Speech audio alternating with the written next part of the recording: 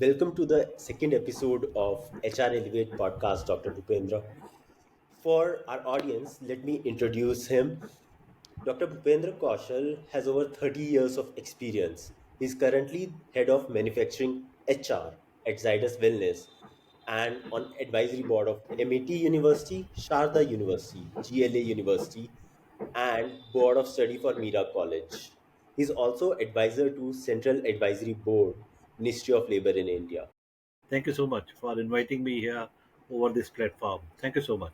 So, Dr. Bhupendra, as with your extensive experience of 30 years, now you're working with the blue collar workers.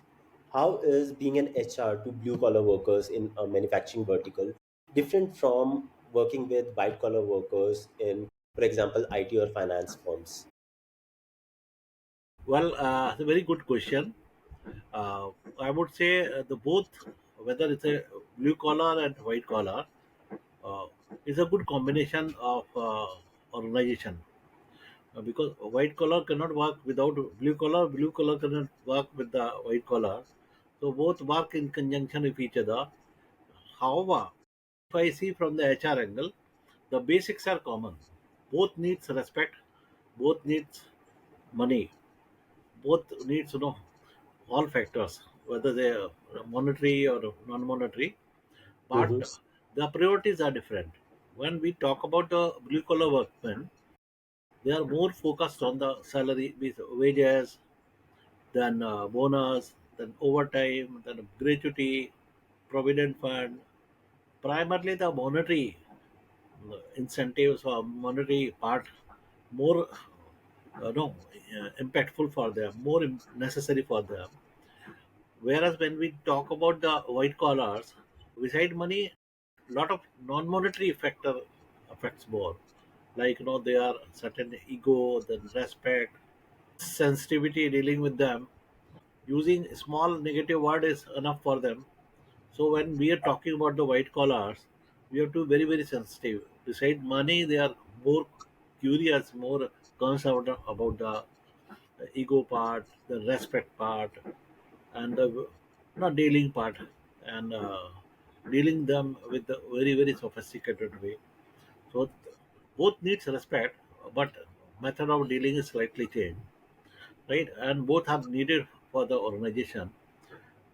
As you know that organization is complete by way of a scalar chain, which consists of three layers, mean the top management and middle management and frontline managers, and all three have a different skill set.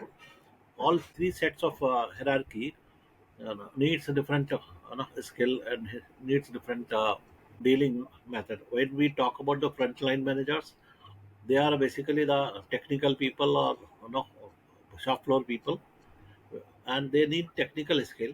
When we talk about the mental managers, they need technical and behavioral skill. When we talk about the top management, they need more of a conceptual skill. When we I talk about the conceptual skill, the planning, organizing, directing, reporting, budgeting, then all strategic part, all strategic part. So that while dealing with, we have to take care of white collars as well as blue collar both, and it is nothing but keeping the basics in mind while dealing with them. And I've been very easy both with the white collars as well as with the blue collar. Thank you so much. Okay. Wow. So, as head of manufacturing HR, how many employees do you have under yourself? I'm taking care of four locations as of now, Okay. and the two plants are there in Sikkim, one plant in Ahmedabad, and one of the plant is at Aligarh, where I'm sitting. And each plant has got independent HR department and led by HR VPs, and three these HR VPs report to me functionally and administratively to the unit head. So that is how we interact every day. And beside it, more than dealing with HRBPs or guiding them, I Mm-hmm. make a frequent visit to the plant, one plant to another plant, and one another plant to next plant. So that Okay. is why once in a month I visit, so that I'm able to keep myself abreast of the changing aspect, improvement aspect directly at the shop floor. Okay. Yeah. So each plant has about 1,000 workers or more. Aligarh plant has enough. We have a plant at Aligarh which has got somewhere 1,400 workforce.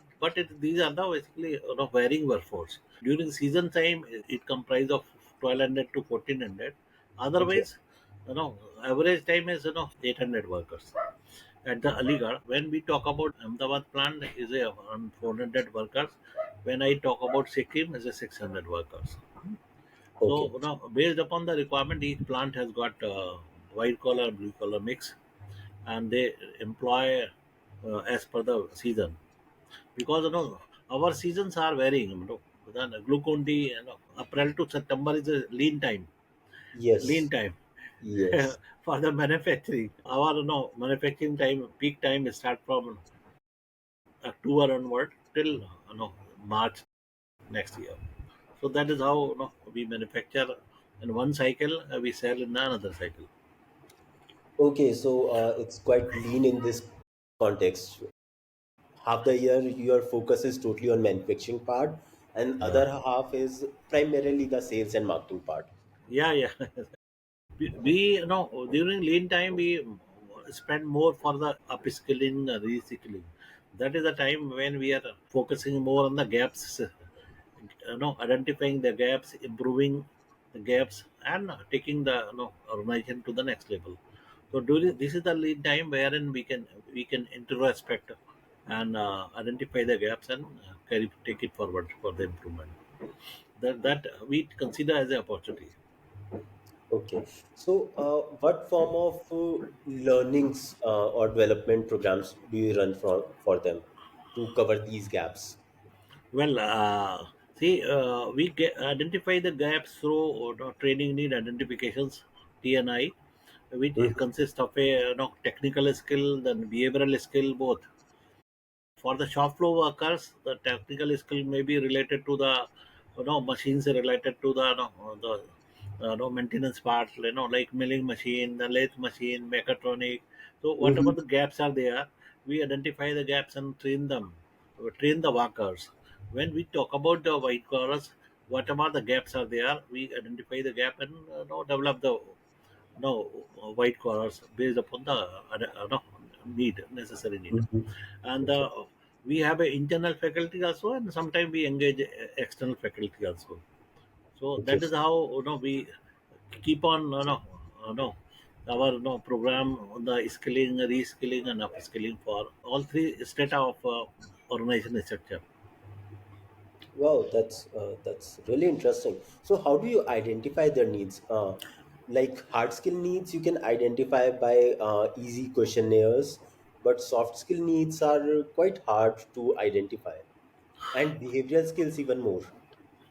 Very good question.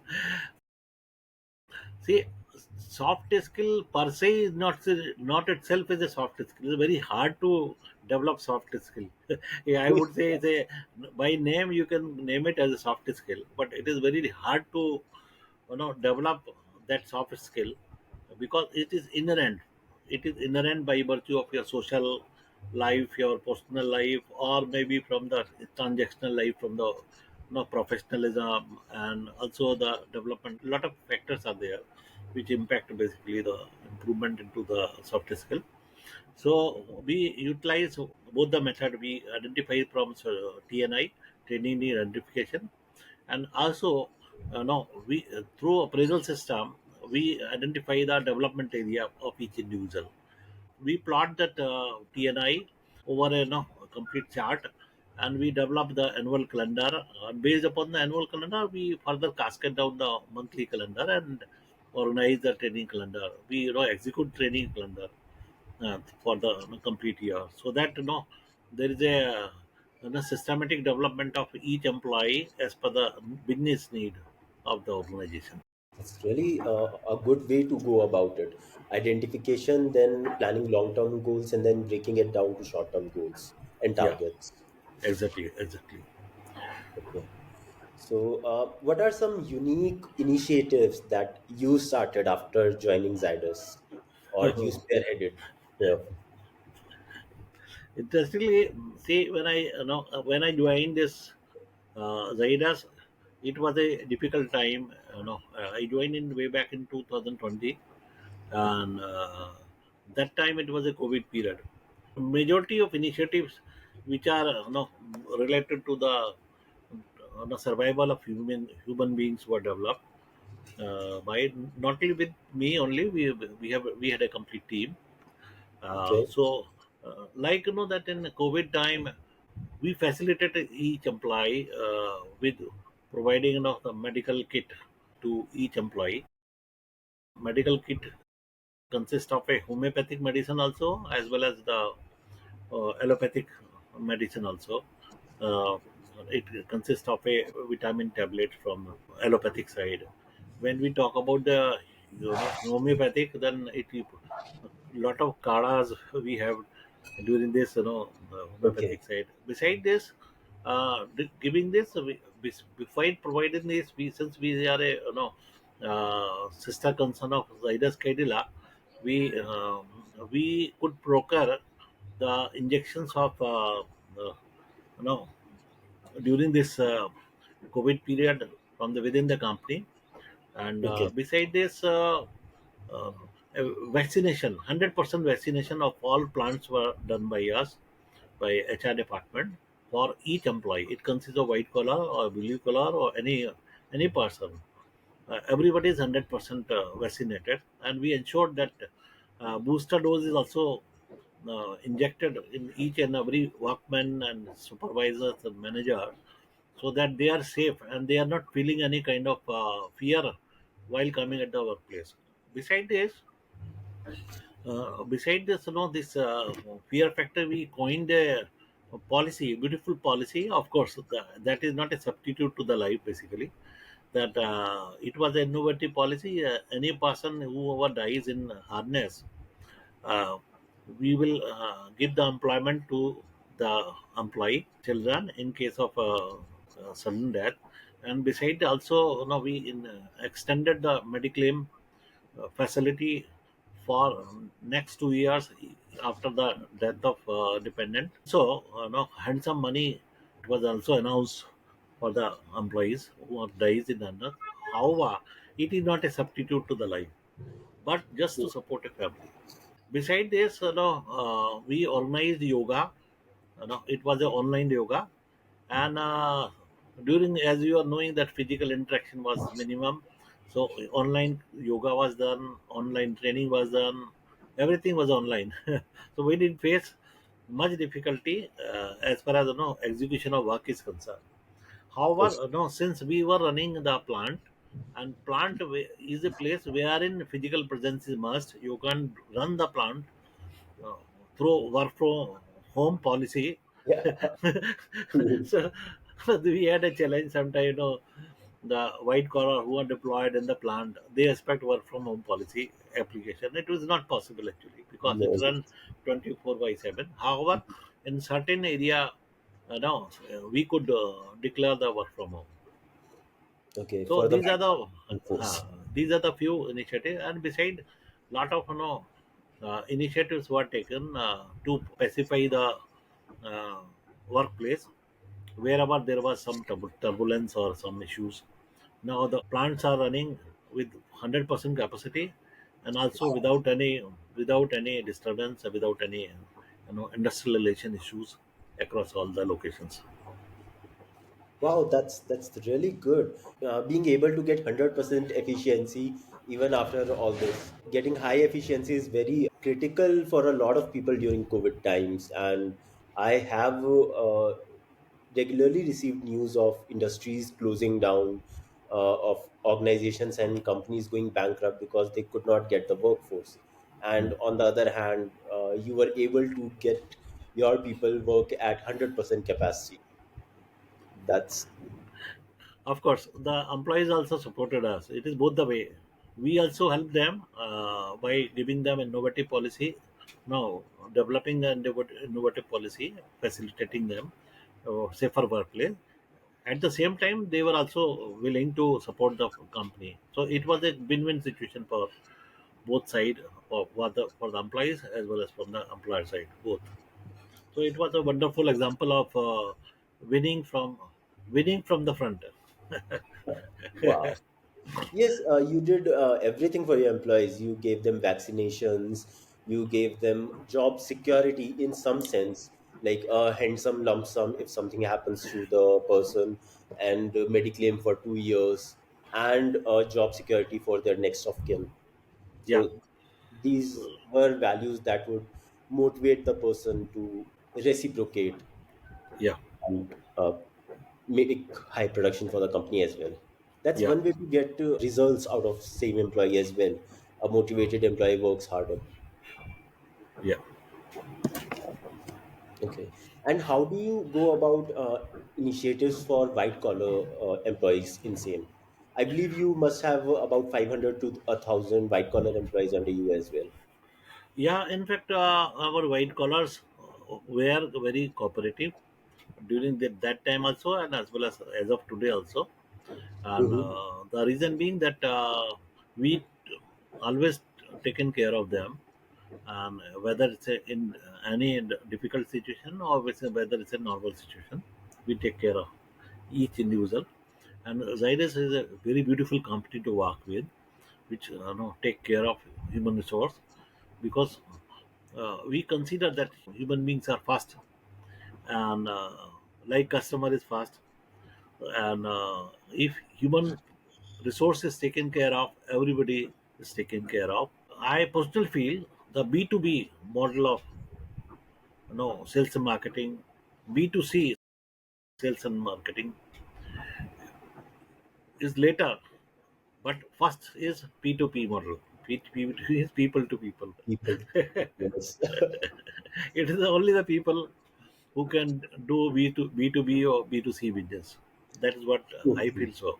Yeah, That's very true. At yeah, the end of day, it's all about humans. It's no company is going to come up by itself. It's about the people running it. yeah, exactly. That's good. And what are your plans up ahead now with the current scenario? What new things are you planning to launch for employee engagement, for employee nurturing, or for even assessing employee training needs? Okay. Well, we have developed a calendar Mm-hmm. wherein each month we are celebrating or initiating something new. Like one month, recent month was the quality function. It was quality month. Next month will be a no the fibers month, and last month we had a slim program. So each year, each year, each month that has got certain launch, certain specific program, which is run across all plants. So last month we had a program of Slim.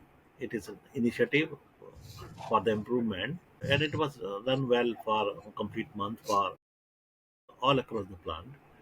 And we are very particular that whatever we do in one plant, the same is replicated in all plant, so that Okay. there is a systematic development of all plant and locations, Mm-hmm. you know, across all locations, that we take That's care of.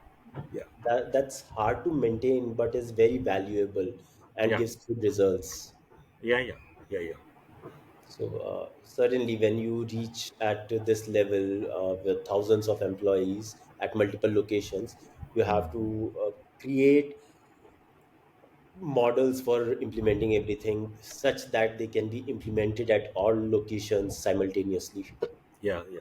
Definitely, definitely, definitely. Yeah, Great. The well-being part, as you mentioned, the difference between blue collar employees and white collar employees is what they need. Blue collar employees, their primary needs are cash or monetary benefits, whereas with white collar employees, it's a lot of things, including monetary benefits yeah. and respect and work environment. Work So environment. now, during with white collar employees, every person would have their own different desires or motivations as well. So, do you identify them individually? Okay, like this group of people have this desires, or this goal. This group of people has some different goals, and third group might have some different goals, and then provide training accordingly. Or right now, it's for all of them, the trainings are provided at once. I was in LFS, Hmm. wherein we had no 6 vertical at a time. So one vertical is highly literate, and Okay. one vertical is moderately illiterate. So based upon this literacy level and the kind of business, one business is profitable, one is not that much more profitable. So keeping all this thing in mind, we have to deal with white collars also. They, we have to deal with them differently based upon their psychology, based upon their business size, based upon their profitability, based upon their ego size, and many other non-monetary factors which we have to take care of. Okay, Yeah, that's really interesting. Thank you, Dr. Bhupendra, for taking your time out for this conversation. I'm really grateful being able to host you on this platform. thank you so much for inviting me for this platform.